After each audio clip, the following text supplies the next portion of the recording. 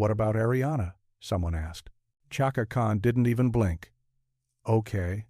Her? You like Ari? She's all right. Good on her." Her voice trailed off as she pretended to faint. "I'm fallen. Somebody catch me." Then she straightened, her eyes sharp, her tone turning to steel. "Plus, I don't want to sing with another woman. I ain't got nothing to say. Okay, with a woman. You say it by yourself." It sounded like a joke, a diva moment, a meme for the internet. But underneath that tired humor was something else. A woman who had already survived too much, seen too much, lost too much. At 72 years old, Chaka Khan lives tucked away in a quiet pocket of Los Angeles, miles from the arenas she once set on fire, far from the roaring crowds that used to chant her name until their voices broke. The curtains in her house are almost always closed. Neighbors quietly say they rarely see her step outside at all. And for the first time in her life, the Queen of Funk has gone almost completely silent. How does a woman who once shook the world with her voice end up like this? Alone, sick, exhausted, surrounded by secrets she never wanted exposed. Behind the records and the glitter sits a file most people never open. A son once accused of murder, 4 decades of addiction battles, shattered friendships with other divas, betrayals buried inside the industry, family wounds that cut deeper than any applause could ever heal. Because Chaka Khan's tragedy isn't the story the public thinks it already knows. It's the story she spent a lifetime trying to bury until everything finally collapsed around her. Her downfall didn't start with drugs. It didn't start with fame. It didn't even start with men. It began the moment the world quietly decided that Chaka Khan didn't belong to herself. Everything that would one day nearly destroy her was already forming long before she walked onto a stage, long before she hit that first note that made a room fall silent, long before headlines started calling her a queen. The roots of her tragedy were planted in the streets of South Chicago, in neighborhoods carved up by violence, fear, and survival, places where childhood ended early and trust could get you hurt. She was born in 1,953 inches, a cramped apartment on the south side, where winter winds slipped through cracked windows and sirens sliced through the dark like warning alarms. Poverty wasn't just a situation, it was the atmosphere. Mothers hurried children inside before gangs claimed the sidewalks. Police cruisers looped the blocks like restless sharks. Abandoned buildings sometimes lit up in flames at night, orange against the black sky. Every corner carried a lesson: protect yourself, or you won't last. By 1965, Chaka was only 11 years old when she joined her first street gang. Not because she craved chaos, but because, in South Chicago, being unaligned was its own death wish. She walked to school with her fists clenched and shoulders squared, copying the older girls who had managed to survive long enough to teach her how. She became tough because the environment demanded it, and under that armor there was still just a scared young girl, already learning how to hide terror behind a stare that dared anyone to challenge her. Music became the only door that opened out. Her voice was too fierce for her age, too raw, too honest to be ignored. But talent, especially in a world that preys on the young, can be both a gift and a trap. And for Chaka, it became both at once.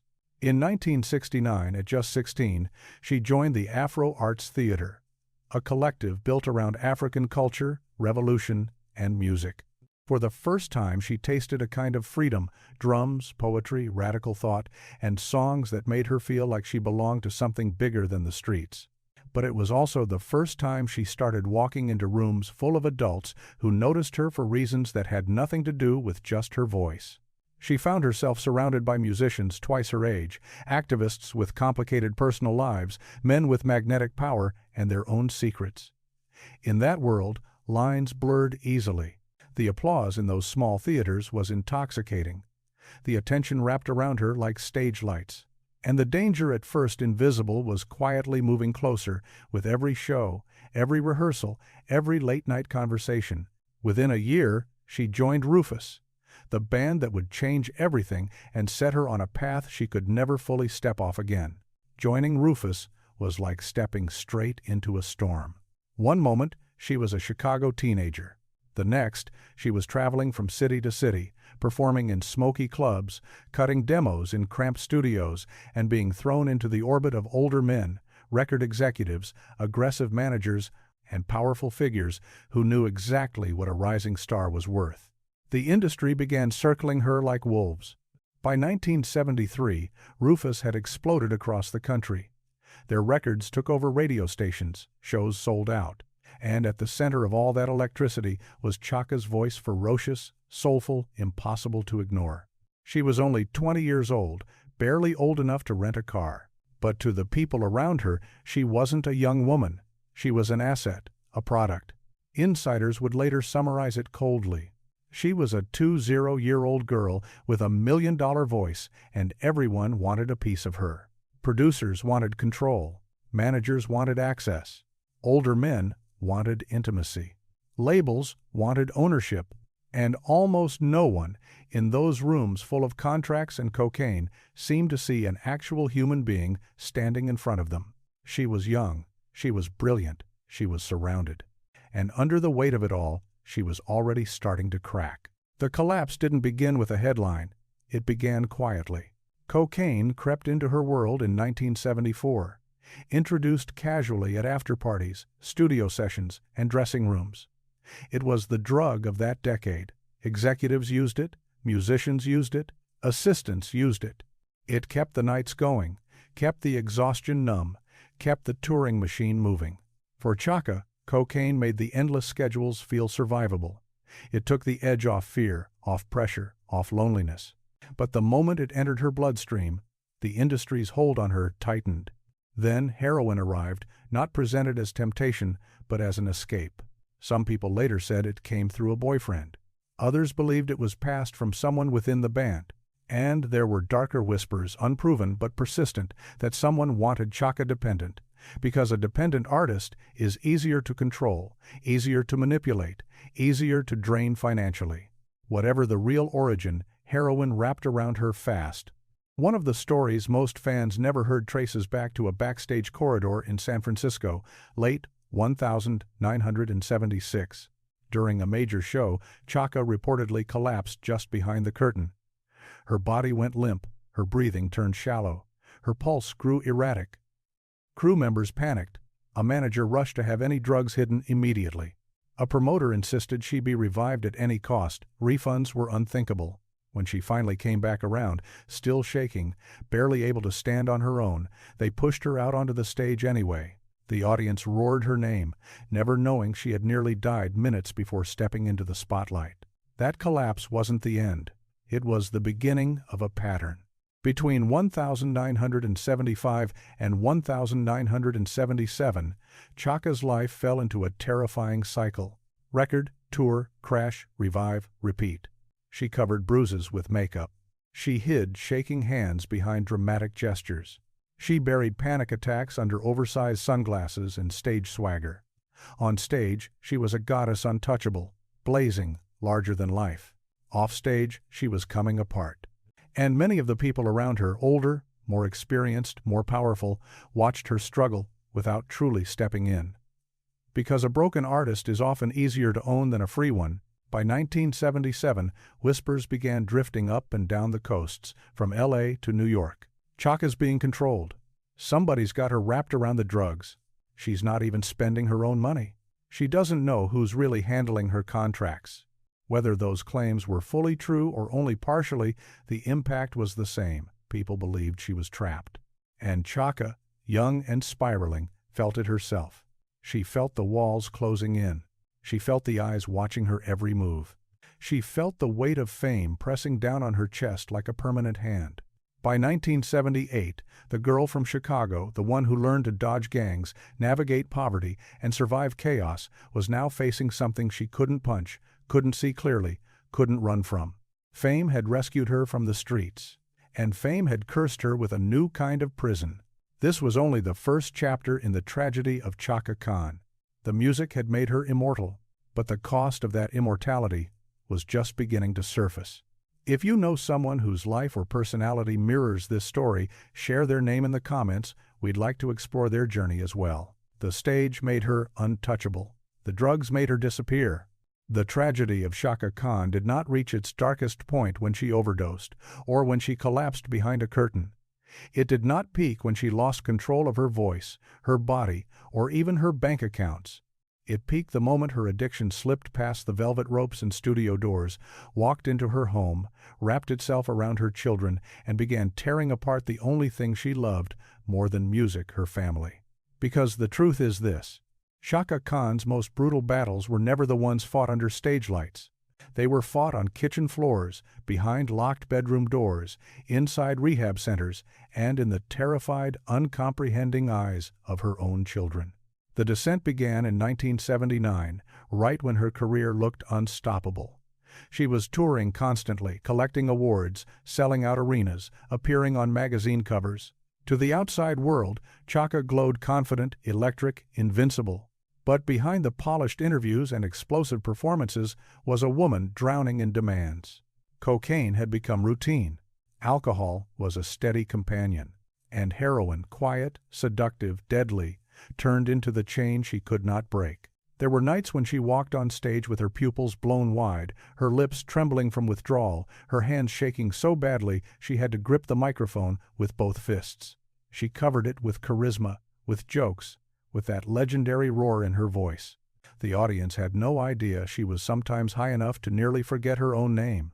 By 1981, addiction had woven itself into every corner of her life. Days blurred. She slept until afternoon, then lurched awake as the sun went down, consumed by the need to use. Some nights she didn't sleep at all. The rituals of addiction, hiding, lying, bargaining, promising, breaking promises, became so normal she couldn't see how violently they were reshaping the lives around her. Her daughter, still a small child, learned early how to sidestep rolled-up bills and syringes on the bathroom tile. She learned to read her mother's mood from the sound of footsteps in the hallway, the fast, uneven steps of panic, the slow, dragging rhythm of a crash. Then came 1983, the year the illusion shattered. Chaka was living in Los Angeles, in a house where the curtains stayed shut and the air was thick with stale smoke and unspoken fear. According to reports, child services intervened after a neighbor heard incoherent shouting, followed by days of eerie silence coming from inside the home. The official file reportedly mentioned suspected substance abuse, an unsafe environment, and emotional instability. Chaka temporarily lost custody of her young daughter, an event so traumatic it became a permanent fracture in the family's timeline. Fans were told it was just a misunderstanding. It wasn't. It was the first undeniable sign that the addiction had crossed a line there was no easy way back from. The mid-1980 seconds turned into a blur: tour buses, dim hotel rooms, blackouts, sudden disappearances. Chaka chased highs the way she once chased melodies, obsessively, relentlessly, convinced that one more hit could finally silence the chaos tearing at her mind. She would vanish for days and then reappear as if nothing had happened, brushing off concern with a laugh or a half-hearted excuse. But everything was happening. Her money slipped through her fingers. Her health cracked. Close friendships eroded. And inside the home, her children watched their mother morph into someone they barely recognized, someone they loved but couldn't trust to stay present. The breaking point came in 1988, in the kitchen of her Los Angeles house. Her teenage son, Damian Holland, walked in early one morning and found her on the floor unconscious, white foam at the corners of her mouth, her skin shockingly cold. He screamed for help. A relative tried to revive her. Someone dialed 911 with shaking hands. The paramedics, according to those who were there, knew what they were dealing with the moment they saw her pupils. For Damian, that morning seared itself into his memory like a brand. For Chaka, it was proof of something even darker. She was no longer only destroying herself, she was destroying the people who depended on her. The incident never became a headline. No splashy scandal, no magazine cover, no television interviews. The industry moved quickly and quietly. She was valuable. She was a name, and names like hers were protected, not exposed. The public never heard about the morning Chaka Khan nearly died on the kitchen floor in front of her child.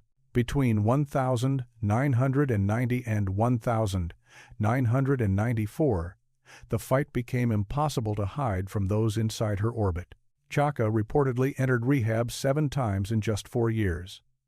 Malibu, Santa Monica, Arizona, New York. Some stays lasted weeks, others lasted only a few days before she disappeared again. One doctor later claimed that Chaka came within inches of death more than once. Her body was pushed past its limits by years of heavy use. Her immune system faltered. Her memory slipped.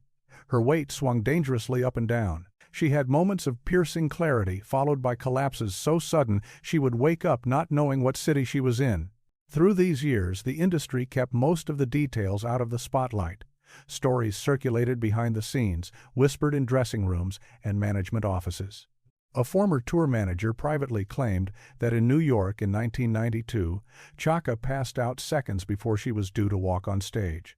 According to that account, the team dragged her into a nearby hotel room, flushed drugs down the toilet, wiped her face, changed her clothes, and scrambled to invent a cover story. They told the promoter she had a throat infection, but backstage staff were convinced. They knew the truth. Chaka had been too high to stand. Some insiders said that was the night she should have died. And the rumor that followed was cruel. Someone in the camp supposedly cleaned up the scene faster than paramedics could arrive because canceling the show would have cost too much money. Publicly, her career kept going, albums released, award shows attended, guest appearances booked.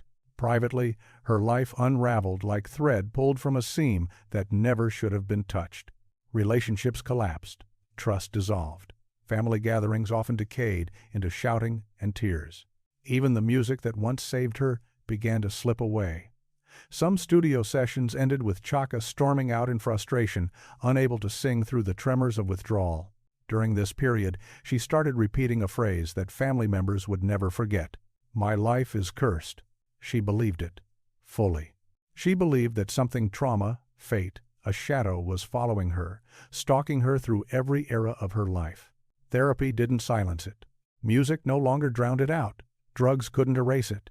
And each time she looked at her children, the people she loved most, she saw not their faces, but the damage, the missed moments, the fear, the instability she had allowed into their lives.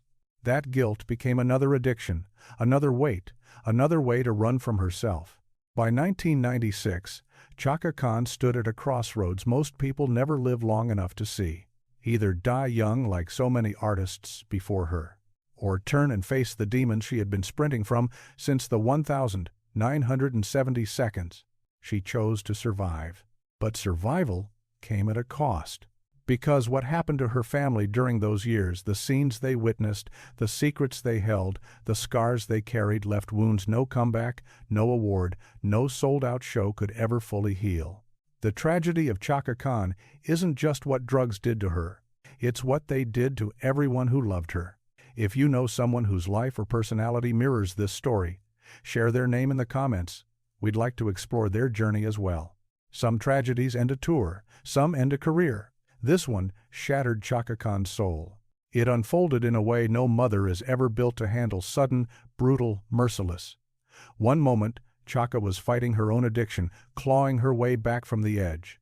The next, she was pulled into a nightmare so violent it ripped open every wound she had ever tried to bury. Because no overdose, no failed rehab, no broken relationship came close to the pain of what happened in September 2004, when her son became the center of a case that would hang over her family for years. It was Los Angeles. Late summer, the air thick, hot, heavy. Sirens in the distance, the kind of day when tragedy feels slower and meaner, like time itself refuses to move on. 17-year-old Christopher Bailey, who was connected to Chaka's family through her son Damian Holland, was found shot inside an apartment linked to them. The official police report was cold and clinical, stripped of emotion. But the scene itself was chaos. A mother screaming, neighbors crowding their balconies, officers moving through narrow hallways, flashes from crime scene cameras bouncing harshly off white walls. Within hours, the news rippled through the industry fast, sharp, unforgiving. Chaka Khan's son was being charged with murder. For the first time in decades, Chaka wasn't the headline, as a singer, as an icon, as a legend. She was a mother begging anyone who would listen to believe that her child was not a killer. She had survived overdoses. She had survived scandals.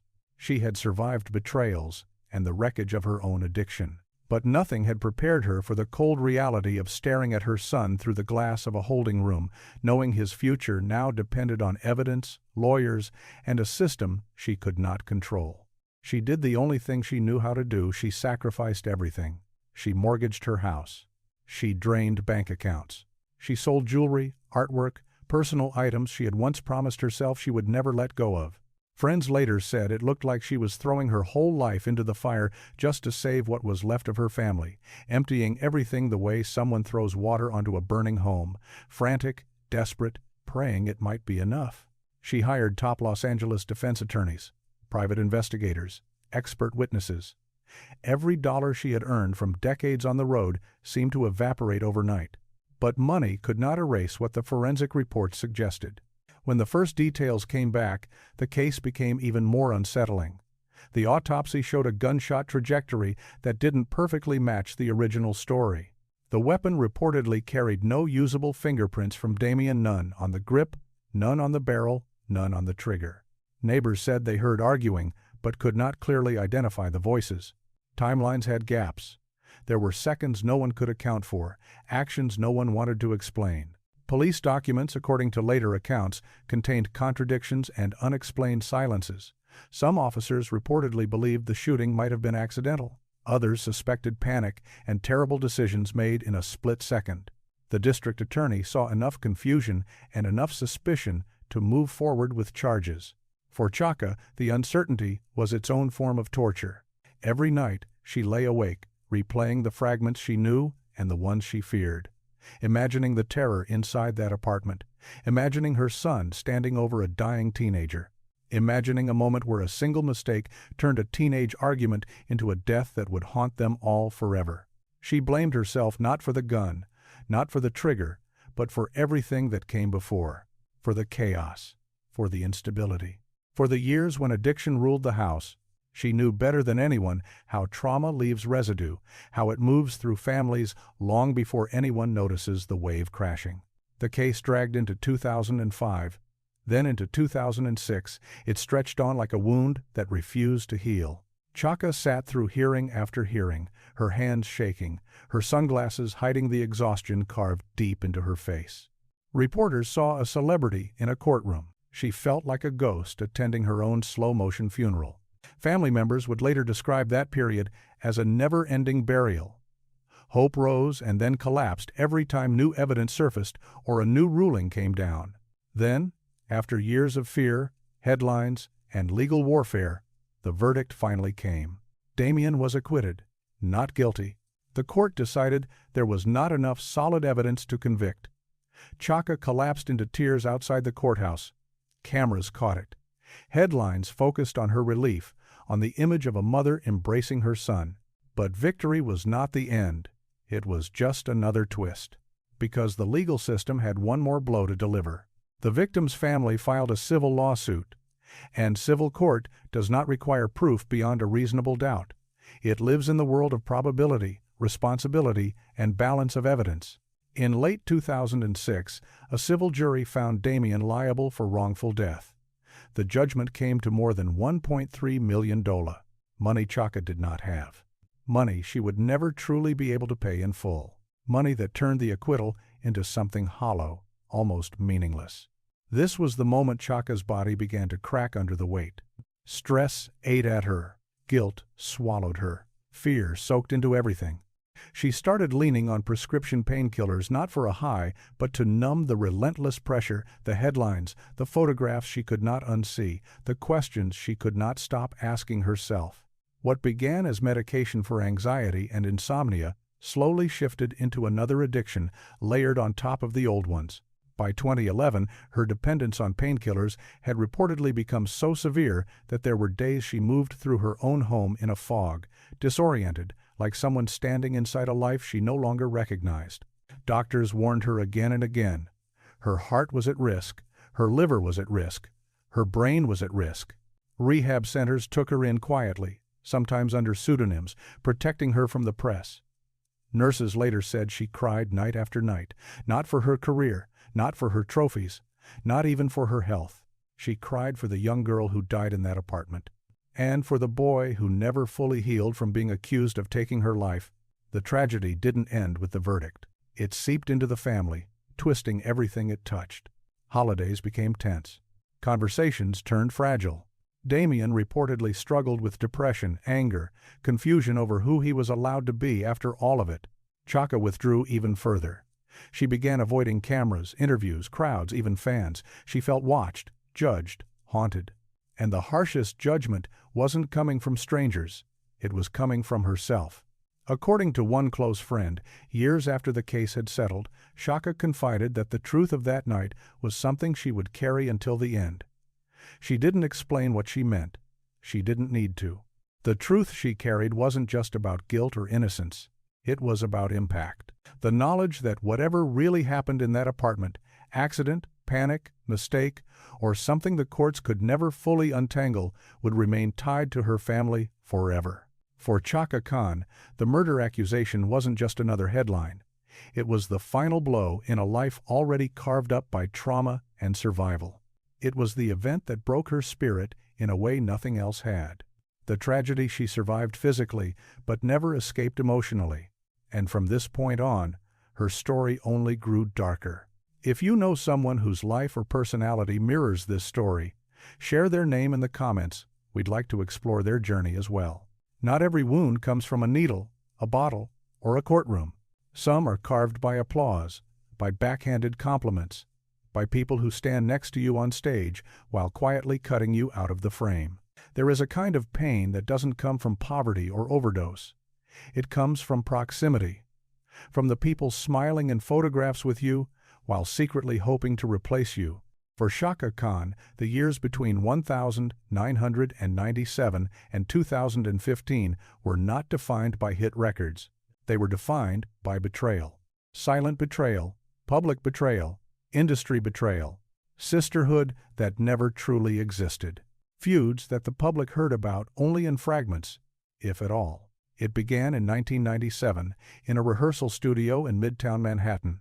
Flickering fluorescent lights, yellowed walls stained by decades of cigarette smoke. A charity event was being organized, nothing massive, nothing designed for headlines. Just a lineup of R&B powerhouses rehearsing a medley. But inside that room, under those tired lights, Chaka Khan and Whitney Houston collided in a way that would linger over both of them. The conflict itself was simple, symbolic. One held note, one spotlight, one spot at the very front of the formation. According to people who claimed to be there, the tension felt almost physical, thick, charged, suffocating. Chaka believed she had earned that center position through survival, legacy, and time served in an unforgiving business. Whitney believed she deserved it through raw global superstardom. They didn't scream. They didn't fight.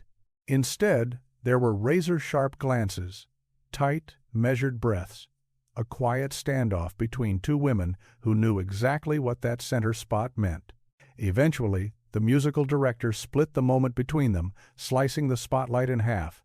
But the damage was already done. The whispers began that very night. Whitney feels threatened. Chaka feels disrespected. The industry, always hungry for conflict it could control, didn't step in to fix it. It simply let the tension simmer. As the 2000s rolled forward, that unspoken rivalry began to deepen. Because in a world built on charts and egos, there is rarely room for two queens at the top. Fans saw collaborations and smiles. The industry saw competition and fed it. The next crack didn't come from an enemy. It came from someone much closer. Between 2003 and 2009, Chaka's relationship with Mary J. Blige began to shift. At first, they seemed like sisters in survival, public praise, private support, mutual admiration. Two women from different eras, bonded by scars only they could understand: addiction, chaos, heartbreak, comebacks. But as Mary's fame surged into a new stratosphere, something in the air changed. Interviews began to include subtle jabs, nothing obvious, just sharp little phrases that didn't quite match the smiles. Performances started to feature quiet exclusions.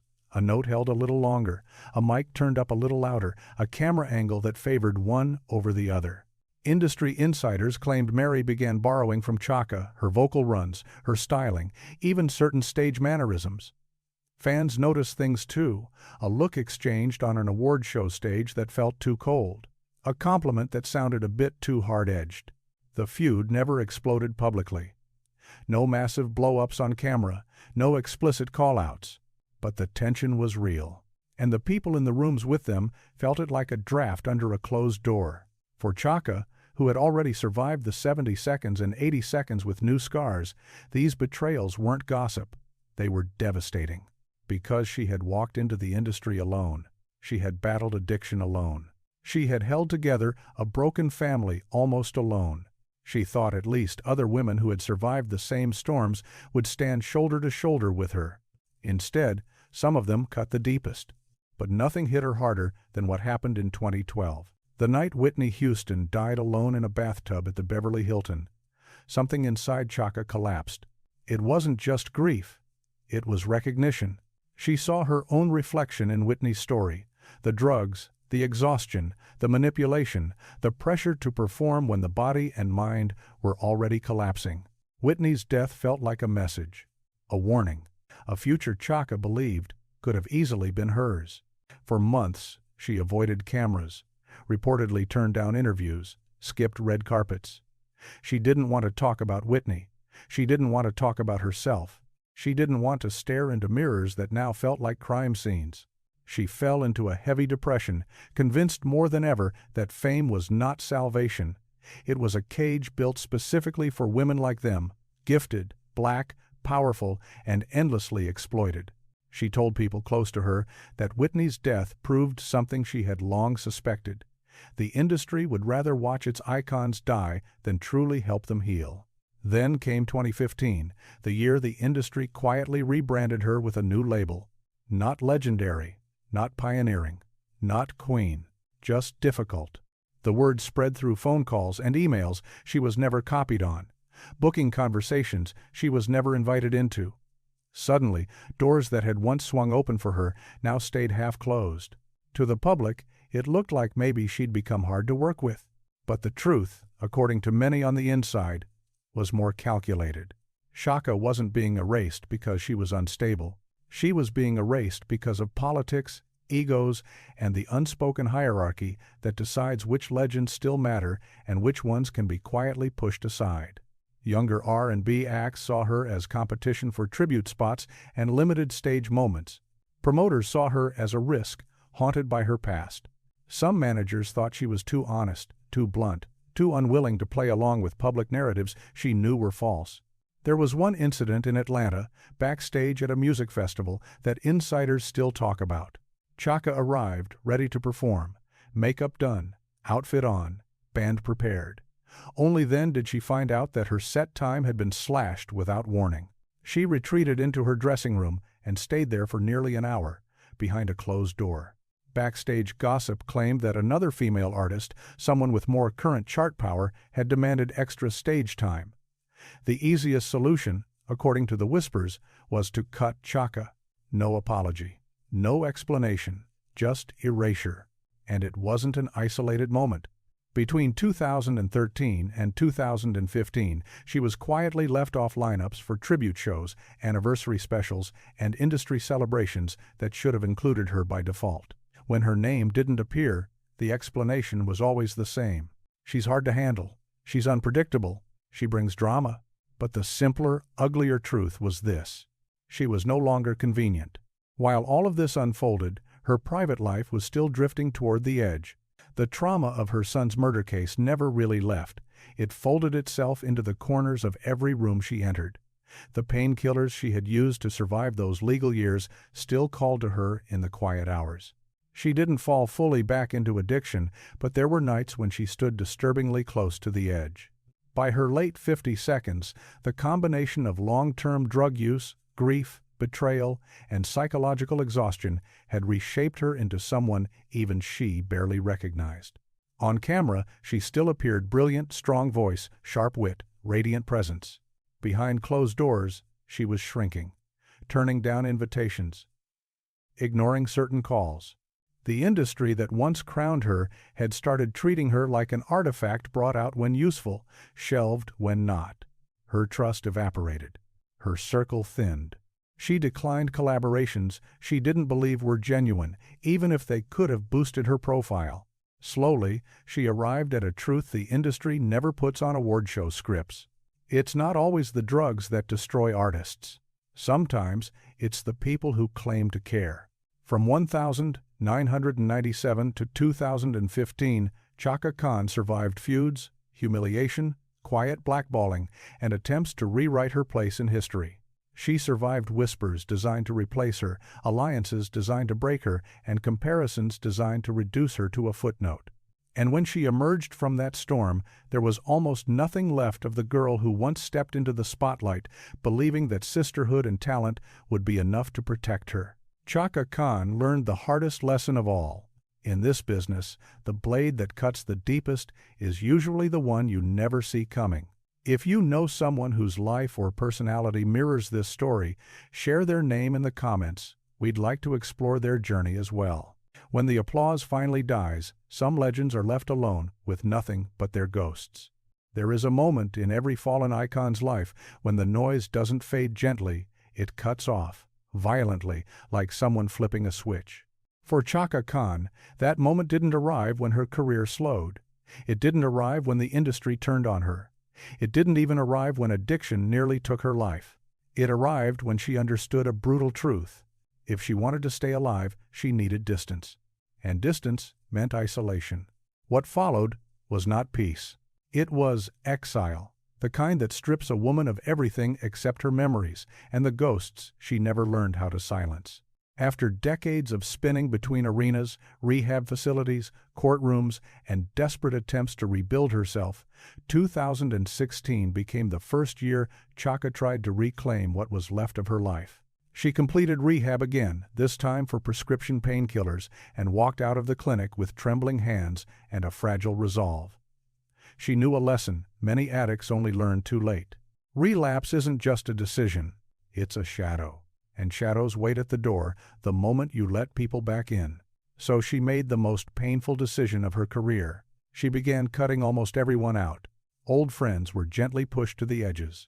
Some former collaborators found their calls unanswered.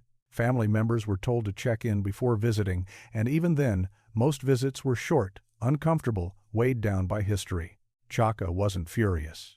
She was afraid. Afraid that one familiar voice, one old pattern, one vulnerable night could drag her back into a darkness she knew she would not survive a second time. Her house turned into a fortress. She lived almost like a monk inside a cage she had built for herself. And in that quiet, where no crowds roared and no band tuned up in the next room, something else began to grow: loneliness. By 2018, she had reportedly withdrawn completely into a small home near Woodland Hills, tucked at the end of a quiet street where, according to neighbors, she rarely appeared outside. The curtains stayed closed. Deliveries were left at the gate, not the door. She avoided malls. She avoided airports. She stayed away from studios unless the work was unavoidable. Her voice still held flashes of the fire that once shook arenas, but her body moved with the weight of someone who had fought too many wars with too little backup. On certain days, people close to her said she would walk slowly through her backyard, fingertips brushing the bark of a tree she had planted years earlier, as if reminding herself that something she touched could still grow in the sunlight, even if she no longer trusted it for herself. The industry tried to reach her. Managers, promoters, collaborators called. Very few of those calls were returned. Then came 2020, the year the entire planet shut down. For most people, isolation was a shock. For Chaka, it was familiar, expected, almost inevitable. She vanished from public view during the pandemic. No live streams, no virtual concerts, no interviews, no social media confessions or carefully crafted statements. Fans began to panic. Online rumors claimed she had died, relapsed, been hospitalized, or slipped quietly into yet another rehab program. None of it was confirmed. None of it was firmly denied. The quieter truth was harsher and sadder. She was alone. The silence around her became so complete that even people close to her admitted, in private, that they sometimes wondered if she was deliberately letting the world forget she existed. Her absence didn't feel like a break. It felt like a disappearance, the slow dimming of a star that once burned too bright, fading into a darkness so deep that only those who looked closely could still make out her outline. By the time 2022 arrived, the emotional cost of years spent in isolation had carved itself into her face, her voice, her body language. She rarely smiled fully anymore. Eye contact became rare, brief, uncomfortable. Conversations shortened into fragments. Those who visited her described seeing the same quiet scene again and again. Chaka sitting on a couch, hands folded, staring at photographs spread out in front of her. Not the magazine covers, not the award show pictures or studio snapshots. The personal ones. The people she had loved. The people she had lost. Family members described her as quiet, in pain, drained by memories she couldn't escape. They said she carried a kind of bitterness toward the industry, not loud, not explosive, but a deep, quiet ache. The kind that forms when someone realizes the same system that crowned her a queen later drained her dry and walked away. And there was one fear she reportedly never voiced in public, but whispered to trusted people more than once. The fear that her children would inherit her demons. She had seen exactly what addiction did to her. She had watched how trauma slips through bloodlines. She had stood and watched her own son drown in a legal nightmare that nearly destroyed him. And she spent her later years terrified that it could happen again, that the curse she believed she carried would echo forward into another generation, long after the cameras stopped caring. That fear sat on her chest like a permanent weight. No rehab program could lift it. No tour could distract from it. No award could balance it out. Between 2023 and 2024, her world reportedly shrank even more. The industry moved on. Younger artists owned the charts. Award shows paid tribute to her name in neatly edited segments, praising her influence while quietly leaving her off stages she once ruled without question. Old friends drifted. Some died. Others simply stopped calling. And Chaka, now in her 70s, watched the world from behind a veil she refused to lift. Those close to her said she almost never talked about the future. She talked about rest, about sleep, about wanting quiet, not the cruel silence of being forgotten, but a softer silence, the kind that feels like finally exhaling after holding your breath for decades. The cruelest part is not that Chaka Khan stepped back from the world. It's that, in many ways, she felt she had no other option. Fame had taken too much. The industry had demanded too much. Addiction had stolen too much. And the betrayals, the deaths, the trials, the broken friendships, the shattered trust left her with almost nothing to stand on except her own fading strength. This became the final twist in her story. Chaka Khan survived almost everything: drugs, scandals, rivalries, accusations. But she could not outrun the loneliness that waited on the other side of survival. At 72, the Queen of Funk still existed alive, breathing, moving through the quiet rooms of a house filled with trophies and silence. But the woman inside that house was no longer the young Chicago girl with a blaze in her chest, no longer the superstar who held arenas in the palm of her hand, no longer the icon who reshaped soul music. She was a woman who had been consumed by the very life she once dreamed of.